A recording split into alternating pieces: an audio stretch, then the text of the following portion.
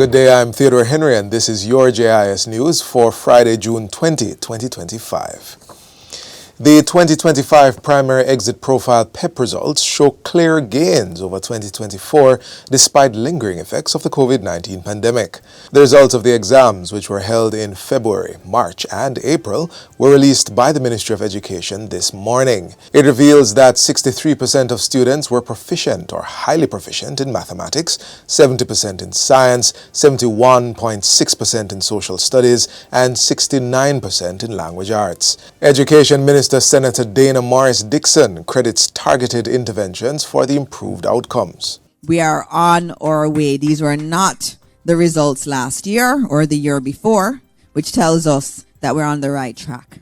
So we are on our way, and our target in the ministry is to get to 85% proficiency level by 2030 with all of these areas. Almost 90% of students were placed at one of their preferred schools based on a list of 7 options provided. The thing that I'm most happy about today, and I hope that my media partners here, please play this up because it's a big deal. The top 10 students used to go to 3 schools. This year, the top 10 students are going to 6 different schools. And I have them there on the slide. The number 1 student in Jamaica, in PEP, will be going to Arden High School. 33,462 students from 964 schools were registered for PEP this year, with a 25% drop in absenteeism. The Education Minister says the top 2 students are from primary schools. $128 million in funding has been secured to complete water infrastructure works for the Eden Park housing scheme in St. Mary. The project, which was put on hold due to the COVID-19 pandemic, will begin shortly and done over a 6-month period. The scope of work will include the installation of a storage tank, the laying of main pipelines, and a comprehensive rehabilitation of roadways and drainage systems. This will benefit 142 houses and provide adequate water supply when complete, thus improving the quality of life for residents. During a working tour of St. Mary on Wednesday, Prime Minister Dr. Andrew Holness said completing the water project was part of the government's commitment to regularizing development. My job is to correct. I spend a lot of time correcting the ills and problems of the past, which this is one of them. But my job is also to chart a new course for Jamaica.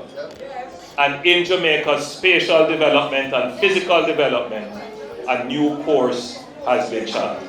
Chair of the Housing Agency of Jamaica, Norman Brown, is imploring the cooperation and understanding of residents during the disruption and inconvenience that may be experienced, adding that this will finalize the amenities for the scheme. This is one of the roles of the Housing Agency of Jamaica. This project is what I would call a legacy project. The community has been built long ago, but not all of the amenities have been installed. And it is now the job of the HAGA to regularize and to right these communities by completing the infrastructure development. Work to regularize settlement in the C housing estate in Galena St. Mary is advancing with the distribution of letters of allotment to residents by the Housing Agency of Jamaica, HAJ. The agency indicates that having done a topography survey and a pre-check subdivision plan after taking over the informal community in 2020, over 290 titles are now ready for distribution. The process began on Wednesday with a handout of letters of allotment to 20 residents. If you are not in this first allotment of 20, I don't think it should be overly concerned because we'll be coming back to you with more. Prime Minister Dr. Andrew Holness told the residents that the National Housing Trust, NHT, would also undertake the build-out of basic amenities. These include water, sewerage, light and road, and is projected to cost $360 million. So I have asked the NHT to take on the development of the road leading up into your community. And as the process of establishing your ownership is matured, the NHT will provide the funds to ensure that the other infrastructure needs are also in place. The design is now complete for the development of a business and Freezone urban center in Boscobel, St. Mary. A sign set up to stimulate investor interest was unveiled on Wednesday by Prime Minister Dr. Andrew Holness and other key stakeholders. The construction will take place on 30 acres of land situated near the Ian Fleming Airport. The project will be done jointly by the Airports Authority of Jamaica and the Factories Corporation of Jamaica, FCJ. Prime Minister Holness says the development is a strategic move to expand proper planning, quality infrastructure, and the convenience of having services in proximity to where people use them. I want you to imagine an area which is developed with buildings, with facilities for trade and commerce, with facilities for hosting a school to train pilots to fly. I want you to imagine facilities for warehousing, and I want you to imagine thousands, hundreds of people coming in and out of this facility which will be developed, both as persons employed and persons doing business. Chairman of the FCJ, Littleton Tanny Shirley, says the development will complement the airport and its expansion plans. To ensure that the airport acts as a catalyst to bring businesses, investors, and the sign here is to stimulate investors' interest. The Business and Freezone Urban Center is expected to include a BPO center employing 1,800 persons, a medical center, and government offices as well as commercial and factory outlets. A small business incubator is also being proposed for the location. The Ministry of Tourism is reviewing the Jamaica Tourist Board Act. Tourism Minister Edmund Bartlett says the old law will be brought to the House of Representatives for repeal next week and the new one presented. So many changes have taken place over the last 70 years. So many new experiences have emerged. So many new systems have emerged. So many new practices too. And so many new business models. And we need to step up now and to provide the legislative and regulatory arrangements to be able to facilitate these developments, to expand these developments, and to provide scope for further innovation and development.